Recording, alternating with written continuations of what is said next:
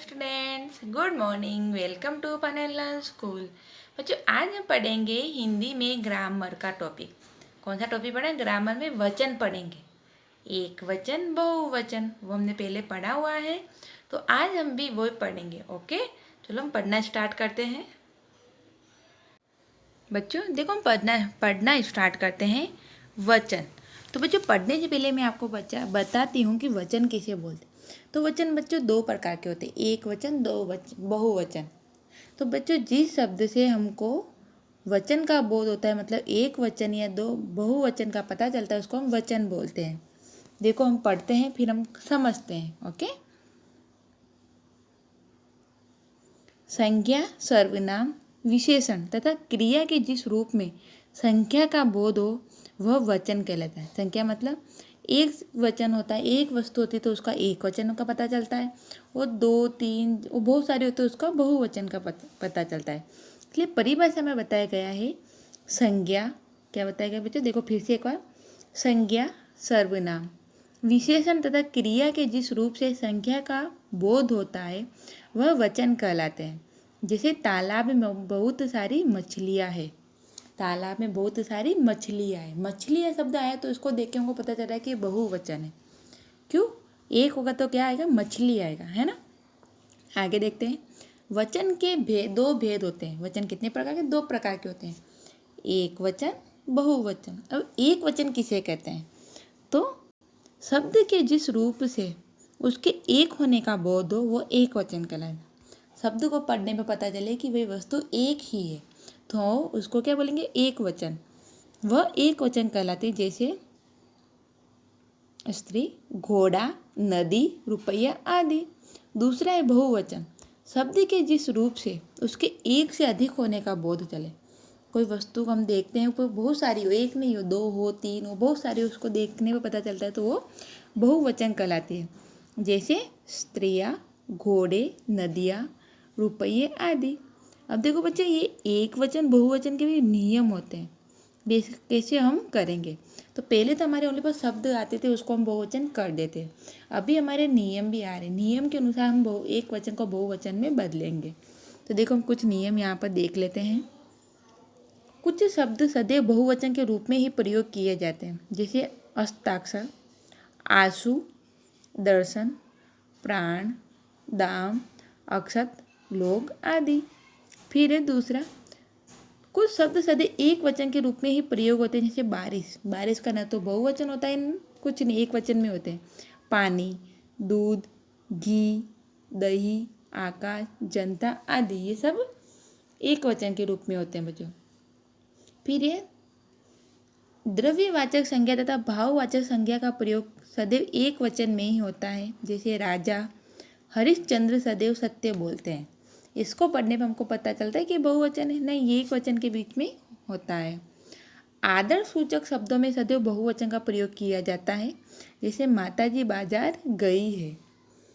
कुछ शब्द दोनों वचनों में एक जैसे रहते हैं, जैसे पिता। पिता न तो एक वचन में चेंज होता है, न बहुवचन में चेंज होता है। होता है कोई? नहीं होता है।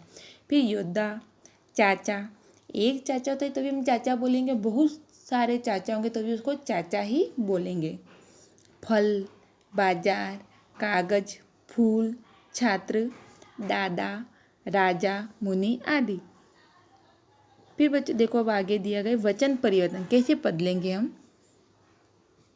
अ के स्थान पर ए लगाएंगे। देखिए, पुस्तक, जहाँ पीछे अ आया उसके पीछे हमने ए लगा दी। तो पुस्तक के पीछे क को बोलने पर अ की आवाज़ आ रही है ना, तो अ की जगह हम क्या लगाएंगे? पुस्तकें।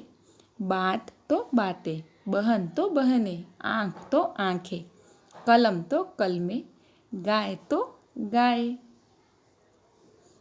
फिर है बाँ तो बाहें, भैंस तो भैंसे, रात तो रातें। अब देखो बच्चों, उस पर आ के साथ हमें ऐ लगा देंगे, अ के ऊपर चंद्र बिंदु।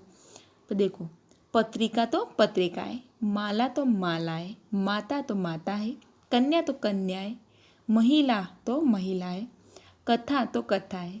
अध्यापिका का क्या पढ़ेंगे हम? अध्यापिका। सेना का सेनाएं, लता का लताएं। फिर देखो, अगला नियम है आ के स्थान पर ए लगाने का। पत्ता का पत्ते, लड़का का लड़के, छाता का छाते, रुपये का रुपये, बेटा का बेटे, कमरा का कमरे, जूता का जूते, बस्ता का बस्ते, वो घोड़ा का घोड़े। अब देखो आगे दिया गया है छोटी ई हो या बड़ी ही के स्थान पे ईया लगाकर, ई शब्द हो या छोटी हो या बड़ी पे उसको हम ईया कर देंगे। लड़की का लड़किया, जाति का जातिया, चींटी का चींटिया, पत्ती का पत्तिया, मिठाई का मिठाइया, नदी का नदिया, चाबी का चाबिया, थाली का थालिया, लड़की का लड़किया और रीति का रीतिया। अब देखो ईया के स्थान पे या पर चंद्र बिंदु लगा देंगे। आते हैं ना गुड़िया, इन शब्दों के पीछे हम यहाँ पर चंद्र बिंदु लगा देंगे तो वो बहुवचन में बदल जाएगा।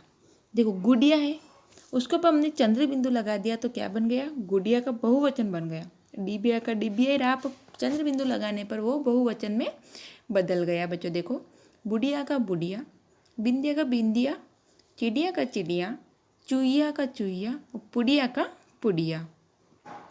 उसी प्रकार देखो ऊ और छोटा ऊ या बड़ा ऊ दोनों के होने पर भी हम ओ लगा देंगे। ऋतु का ऋतुए, सॉरी छोटा ऊ या बड़ा ऊ तथा ओ के साथ हम ए लगा देंगे।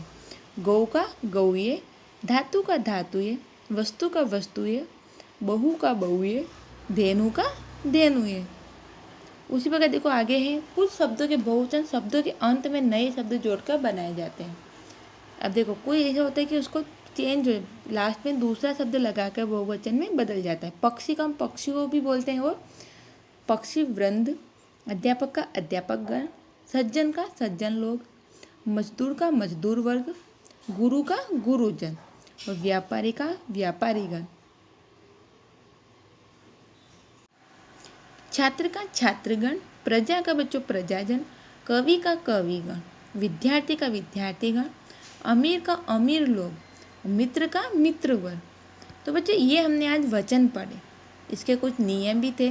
तो बच्चों हमारे एग्जाम में कोई नियम नहीं पूछे जाएंगे, आपको लगभग ये शब्द दिए जाएंगे एक वचन का बहुवचन में बदलने का। जैसे ऋतु है तो ऋतु का बहुवचन क्या होगा, ऋतु ही होगा। तो बच्चों आप ये वीडियो देखना समझना और अपनी हिंदी की ग्रामर की नोटबुक आपने बनाई है उसमें ये परिभाषा सब लिखना। ओके, वीडियो को देख के और लिखने में प्रॉब्लम हो तो मैं इसकी PDF भेजूँगी, तो PDF में देख देख के आप सब लिख देना। ओके बच्चों, बाय बाय।